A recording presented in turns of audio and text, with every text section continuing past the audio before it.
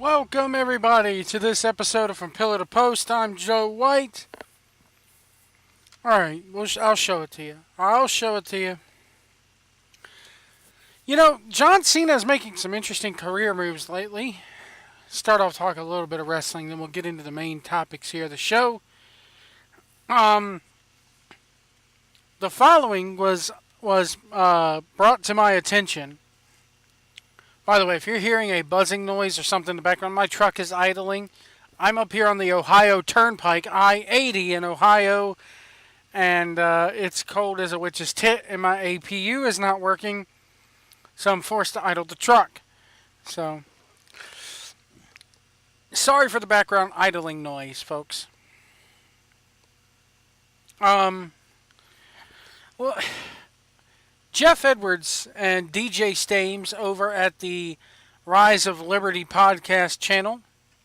I'll call it the Rise of Liberty podcasting network, so to speak. If you go on YouTube and type in Rise of Liberty podcast, it'll take you right to them. It'll be the first thing that pops up. Go to their channel, hit that like button, hit that subscribe button. But after you listen to me, of course. They're doing really good work over there. One of the things that Mr. Edwards decided that he was going to do is get DJ Stames' epic reaction to something. And I want to play that something for you guys so you guys could get your reaction, but you'll get mine here after I play it. John Cena has made some interesting career moves. He's got Bumblebee coming out. He was in Daddy's Home 2. DJ Stames even brought up a good point saying the reason why he didn't want to go to Saudi Arabia is his publicist probably told him it wasn't a good idea. Kind of agree with that. And, well, instead of going to Saudi Arabia, folks, instead of going to the Saudi Arabia, he does, well, here it is. John Cena, with the Sky Blue song on I Can, Volume 1, courtesy of Sky Vodka Records, and that was Windows Defender telling me some good news, hopefully. But here we go. John Cena presents Sky Vodka. He's back to rapping, apparently, folks, or singing again. But let's see and listen to what Mr. Cena has to say in this Sky Blue song. Welcome us into your embrace. When we close our eyes, all we see is that gorgeous face. Proud and strong out of the red, white, and blue. All we see is you, our beautiful sky blue. And if there's one thing I know I am, what's that? I'm John Cena, and I'm proudly American. Oh, that's awful. It's so damn bad that it's good, isn't it? It's so damn bad that it's good. Oh. I like the blonde is over the top, but the one that gets me is the one out of the three Cenas, as it's been known here. I like the one where he has the Randy Orton 2003 haircut. See if I can show you here. See if I can go through and show you. If there's one thing I know I am, what's that? See if I can pause it here.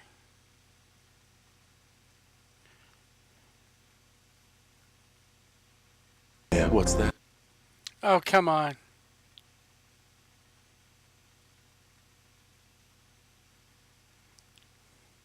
It's, here it is. I'll show you right now. Hold on. It's hard doing this on a laptop. I miss my desktop. There he is right there. That's the Randy Orton. Remember the old RNN sketches, the Randy News Network? That's the 2003 Randy Orton haircut right there. Oh, man. Welcome to From Pillar to Post, everybody. You know, I kind of agree with DJ Stames. Kudos to Cena, because it does look like he's having a lot of fun acting in this. But, man, how the mighty have fallen. One minute you're all happy about doing Bumblebee. Next minute it's Sky Blue. And this isn't the only ad for the Sky Blue that Mr. Cena has done. He's got one more out there, and the funny part in that is he's running a marathon in a tutu for like 10 seconds. But other than that, man, good work, Mr. Cena. It's funny. It had me laughing, but I don't see, here's the thing. If this was 10 years ago, we'd be looking at that ad going, oh, it's so gay, But we can't say that in 2018 America. Nah, we've gone downhill. The title of this episode is The Redheads Are Survivors, but the SJWs get the series.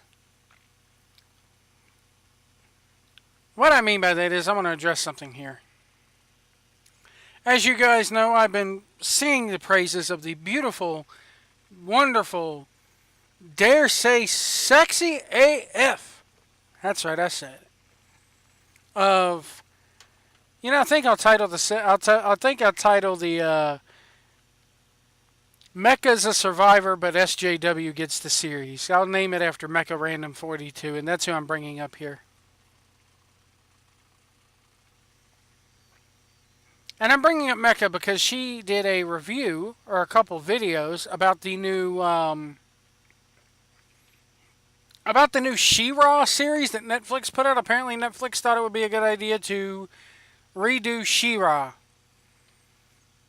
And if you haven't seen Mecha Random 42's YouTube videos on this, go to Mecha Random 42's channel after you listen to me babble on.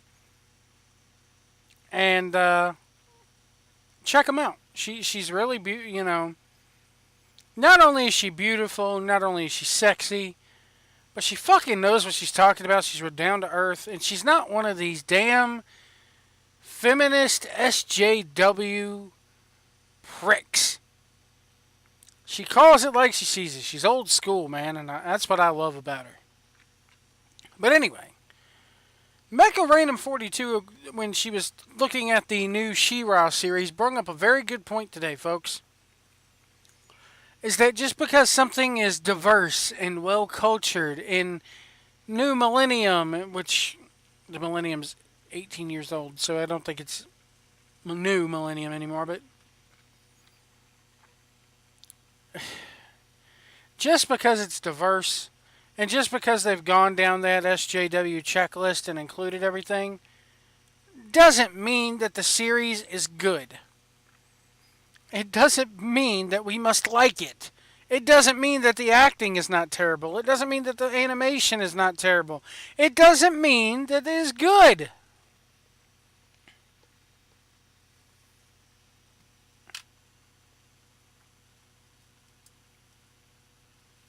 So, I mean, it's like you have to sit there and watch a movie with a clipboard nowadays. I've said this in other episodes. Do they got the token black character that's more than the token black character? Good, check. Do they have the gay character? Check. Do they have the lesbian character? Check. Is there a female lead? Check. I'm telling you, they have a checklist that they have to go through nowadays. Will this rights group get mad at us for X?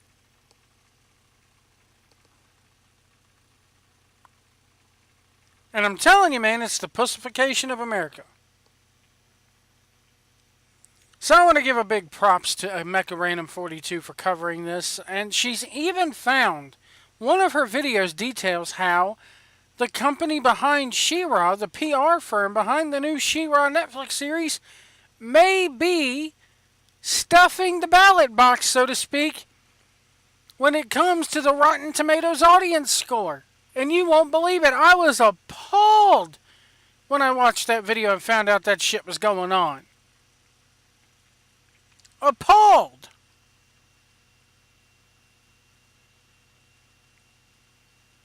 Anyway.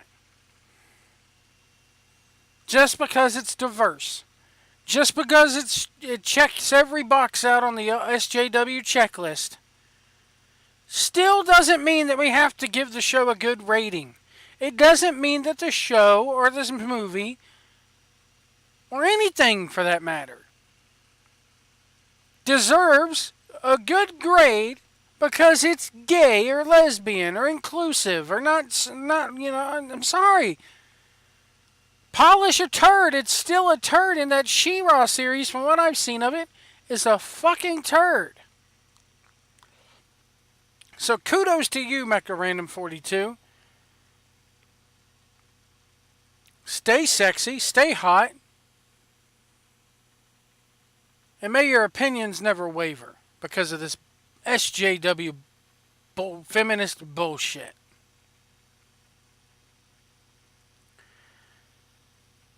There's a new Child's Play coming. This comes courtesy of the fine folks at Midnight's Edge After Dark, which got it from their various sources. Check out Midnight's Edge After Dark. Speaking of Mecha Random 42, she's a part of their little crew that they have over there.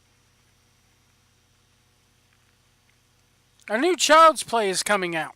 I want to see if I can find the poster. I should have had this done beforehand, but I didn't.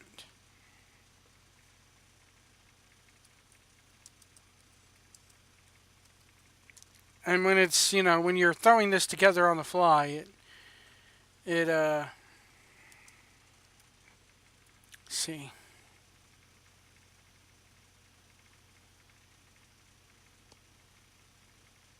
See if we can find the new poster here.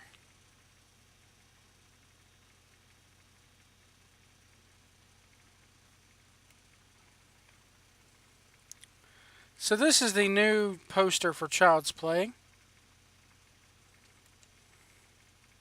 Well, actually, I can't find the actual poster, but it's basically one of the doll boxes in the. Well, I'll show it to you. I'll show it to you, folks.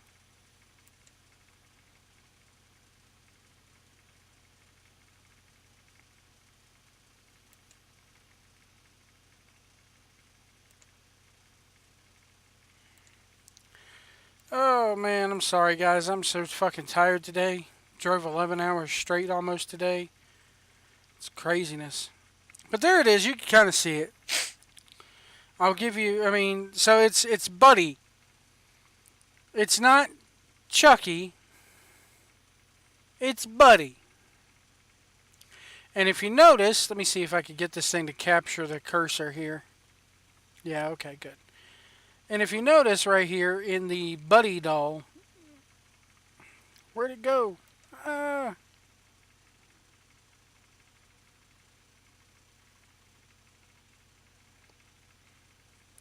If you notice right there in the Buddy doll, the eye is the Wi-Fi symbol. So it kind of shows you what they're going for. Pardon. And I kind of admit it. Here's the deal. The people making this movie do not have the rights to Chucky.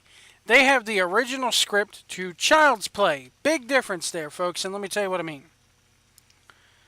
They can do anything they want with the original script for Child's Play. The concept, meaning the doll coming to life and attacking people. They just can't call the doll Chucky. The original plan for Child's Play when the script was very first written was to call the doll Buddy. But about the time they were getting ready to finalize the script or drafting the script, the famous My Buddy doll comes out from Play School Toys, and they are like, shit. We can't do this now because we're so scared that Play School will sue us. So they changed it to Chucky. They changed the entire concept of the movie, actually. The movie was supposed to be called Blood Buddies. And what it means is like the blood from Andy was supposed to get into the doll, and the doll would become a psychopath and become alive that way, which I'm kind of glad they didn't do that, and they added the voodoo and everything in it. Charles Lee Ray wasn't even a factor, so we wouldn't have even gotten Chucky if it would have been Blood Buddies. Again, this comes courtesy of our fine folks over at Midnight's Edge After Dark. Check them out. So now they have to do the reboot, of course, because it has to be rebooted if it was popular in the 80s and early 90s. So they're redoing Child's Play. And I'm very mixed on this. I like the idea of them millennializing it. I like what they're doing with the Wi-Fi thing, how it's going to be artificial intelligence gone wrong. The doll is going to get a virus, and it's going to go around murdering people. I kind of like it. What I'm against is them calling the movie Child's Play or implying that it has any relation to the series that's going on now. Now, the people who do own the rights to Chucky, I believe it's Universal, they're continuing the Child's Play universe, the current one that's going on now, with a TV series coming out soon. And it's got Brad Dourif doing that iconic voice, Fiona Dourif, Jennifer Tilly, they're all there. Don Mancini's behind it. It's probably going to be really good. The last movie that came out, Cult of Chucky, I actually loved. I liked Curse of Chucky too. This is why they have not, ever since Child's Play 3, they have not called any of the movies Child's Play. They can't. They can call, that's why it's been Bride of Chucky, Seed of Chucky, Cult of Chucky, Curse of Chucky. Strike the last two and reverse them.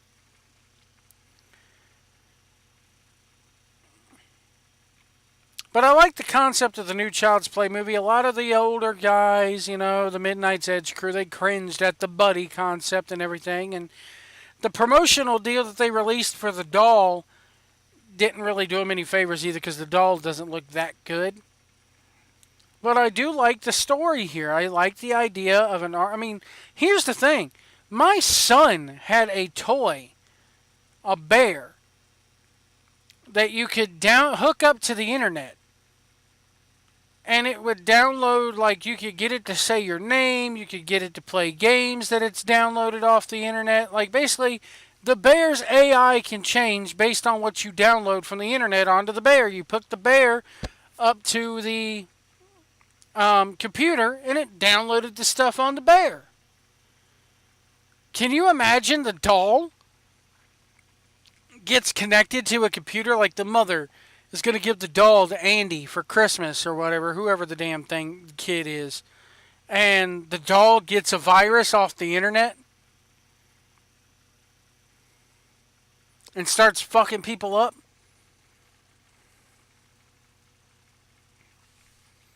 I like it. I like the concept.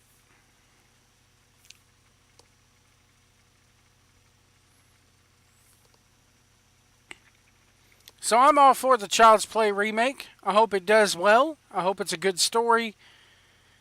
Yes, you're not going to get Chucky, but does it have to be called Chucky? No. Why can't, they're rebooting something. Why can't the storyline be new and fresh? This is one of the few horror movie remakes where it can be new and fresh. You don't have to go the same route as a Jason or Freddy or Mike Myers or Leatherface. Why can't we get a different origin story for the Child's Play deal? I like it. Let me know what you think about it in the comments below. And now, we get to Survivor Series this Sunday. And like I said, the title of the thing is Mecha Random is a Survivor. Or Mecha Redhead, as I call her, is a Survivor. But the SJWs get the series, and we've already covered the SJW part. And the series part, kind of, with the She-Ra deal. But we also have to talk about Survivor Series. See how I snuck Survivor Series into the name of the title? You like that, don't you? I'm going to give my predictions for Survivor Series 2019 or 2018.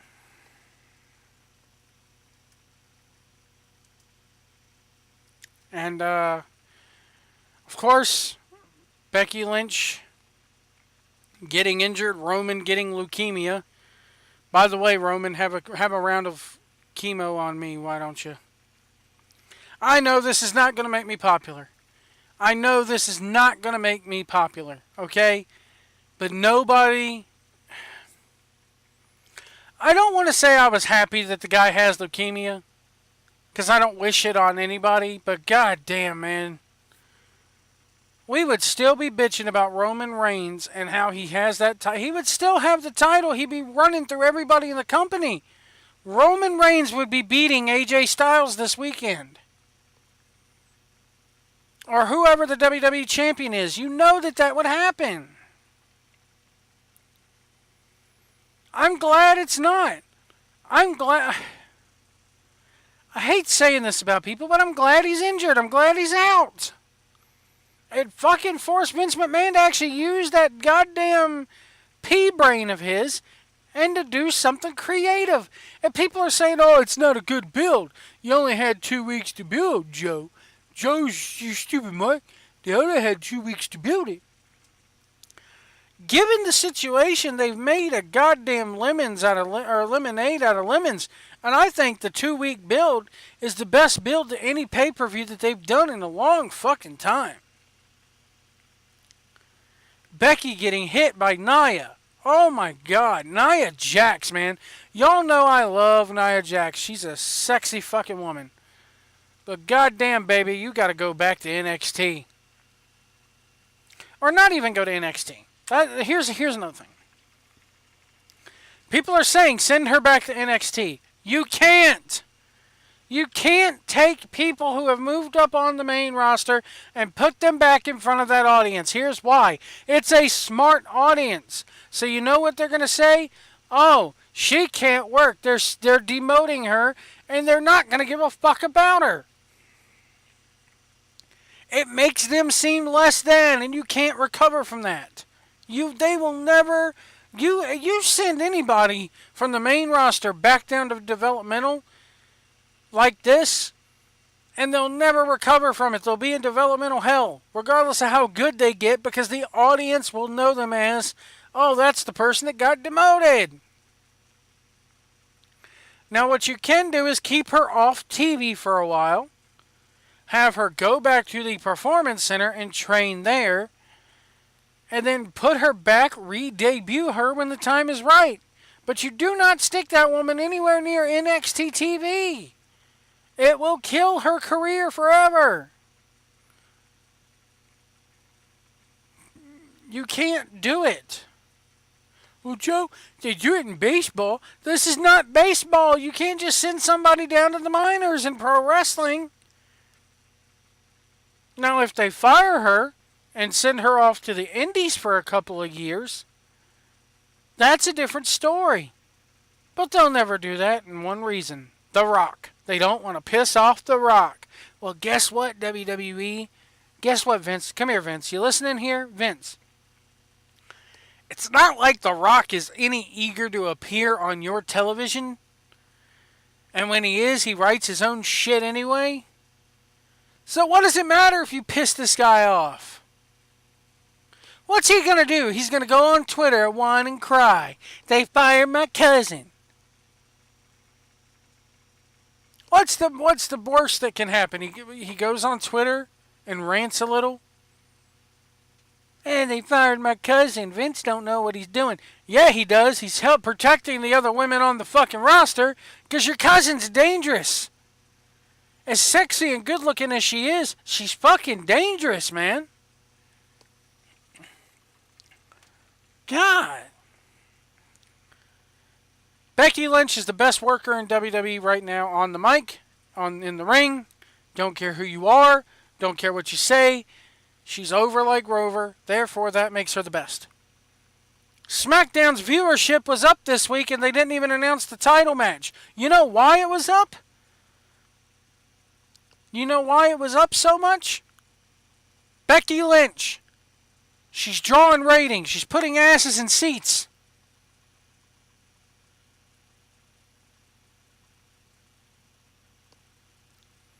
Oh, they're airing the Starrcade special on the WWE Network this weekend. Or next weekend.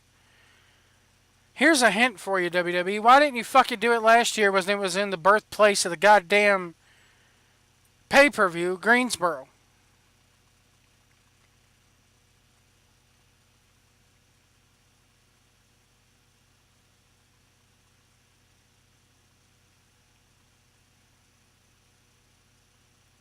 Trying to find these SmackDown ratings here, folks, for you. Because I can't find it. But bottom line is, they were up by 300,000 viewers because of Becky Lynch. Because of what she did on Raw. Because of the promo she's been cutting. And I'm so sad for her because WWE released a video today where they follow her around the day after Raw. I guess they're following her for one of these 24 specials or 365 specials. And I've been a Becky Lynch fan ever since they made her wear green tights and dance jigs in NXT. From the second I saw her, I've loved her. I've always said, it's not Bayley and it's not goddamn Sasha that are the man. It's Becky Lynch. And here she is using the man as a catchphrase. I love it. Love it. But man, the shakeups. Daniel Bryan turning heel. I didn't see it coming, folks. I knew that he was probably going to win the title, but the heel turn thing, did not see it coming. I like it. I don't want him doing the yes thing. I don't want him doing the no thing because it still makes him over. Well, Joe Hughes is supposed to get over. That's babyface over. That's not heel over. You know what heel over would be? Shave the beard, shave the head. Go back to American Dragon Bryan Danielson. Instead of the yes slot, go to the cattle mutilation. Get back to old school Daniel Bryan. All business Daniel Bryan. Let's run down this card. I'll give you my predictions and we'll get out of here for this episode. On the kickoff show, we're going to probably have this Team Raw thing versus Team SmackDown. Let's see this here. Team Raw, Bobby Roode and Chad Gable, the B Team, the Revival, Lucha House Party, which is the worst name ever, and the Ascension for Raw are going up against the Usos, the New Day, Sanity, the Good Brothers, Carl Anderson, Luke Gallows, and the Colognes. Team Raw all the way for this one. Who gives a shit? Moving on. Buddy Murphy versus Mustafa Ali for the Cruiserweight title. This is the buffer match that you put on. You know, it used to be that the women were the buffer match. You would put them on between the main event and the semi-main to kind of buffer the crowd a little. Sorry to say it, but the Cruiserweights are now the buffer. You put them on in the semi-main, have them have 10 minutes. There you go.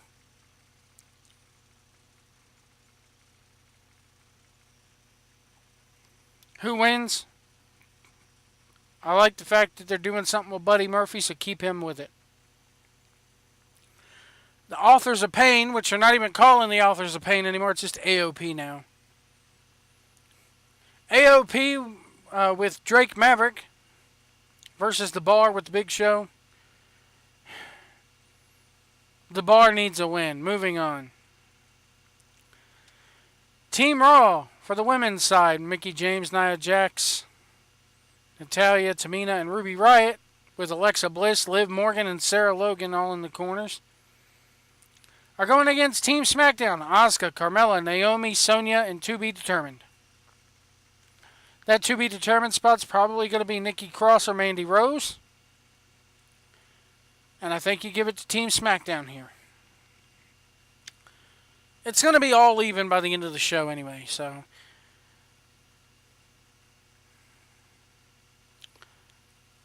So you got Raw winning 2, SmackDown winning 1. The next one. Which is Team Raw versus Braun Strowman, Dolph Ziggler, Drew McIntyre, Finn Balor, and Bobby Lashley versus Baron Corbin. Or they're with Baron Corbin and Leo Rush versus Team SmackDown. Miz, Orton, Mysterio, which this is wrong because Randy Orton has not been added to that match. It's Shane McMahon. Unless he got added here and I didn't know about it. Hold on, folks. Let's check out the...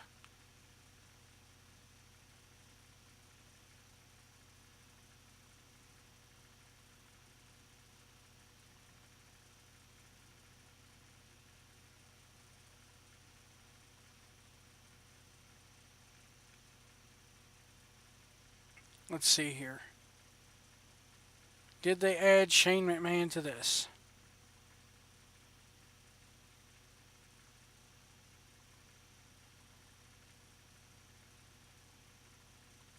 I don't know. I can't find it, but I wouldn't be surprised.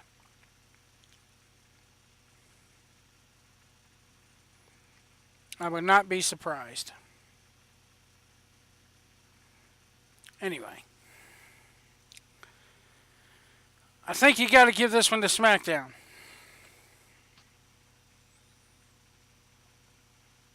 And I think SmackDown, you got to give it to Raw. Why? Drew McIntyre needs to stay strong. Braun Strowman needs to stay strong. Everybody on Team SmackDown here can afford to take a loss and not be hurt by it. Lesnar versus Daniel Bryan. I don't like the idea of this match on paper because you got Lesnar out there throwing the Singh brothers around like they're goddamn fucking balloons. And now Daniel Bryan, who's not much bigger, goes in there and yeah, I've said this from day one, man. Ever since anybody who was everybody started to say that, oh, Daniel Bryan, Brock Lesnar, Daniel Bryan, Brock Lesnar. I don't like the match on paper. Would you listen to yourselves? It's horribly mismatched. It sounds stupid.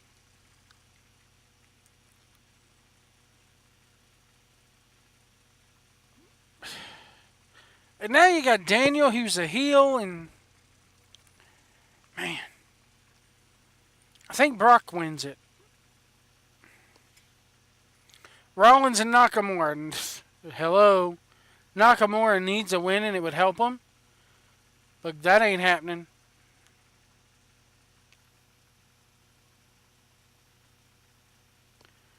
Ronda Rousey versus Charlotte Flair. The match should still main event. Should still happen. I would not be surprised. And I would totally do this to keep the quote-unquote momentum going. Maybe even the quote-unquote heel turn aspect of it going. I think you have Becky cost Charlotte the match. I think that hug and everything at the end of SmackDown, swerve. This is the one time where I think you swerve the fuck out of the fans and you have goddamn Becky cost Charlotte that match. I think you go in there and she attacks Charlotte. Then she attacks Ronda. Forcing the DQ. So there's my Survivor Series picks. I know it's probably lopsided on my end, but that's what I want to happen, not what WWE's going to do. Anyway, folks, I'm getting out of here. I'm going to go get some sleep. I got to be up early in the morning and take this load over to the Walmart distribution center in Gas City, Indiana. So, you know, Hee-Haw used to do the weekly salute. I'll do a weekly salute on here. All the fine folks in Gas City, Louisiana. Salute! I'll talk to you next week, folks. We'll have Survivor Series Fallout. And anything else that decides to piss me off. Go subscribe to The Rise of Liberty. Go subscribe to Mecha Random 42. More importantly, hit that like button and hit that subscribe button here and you've just been taken from pillar to post. Talk to you next week.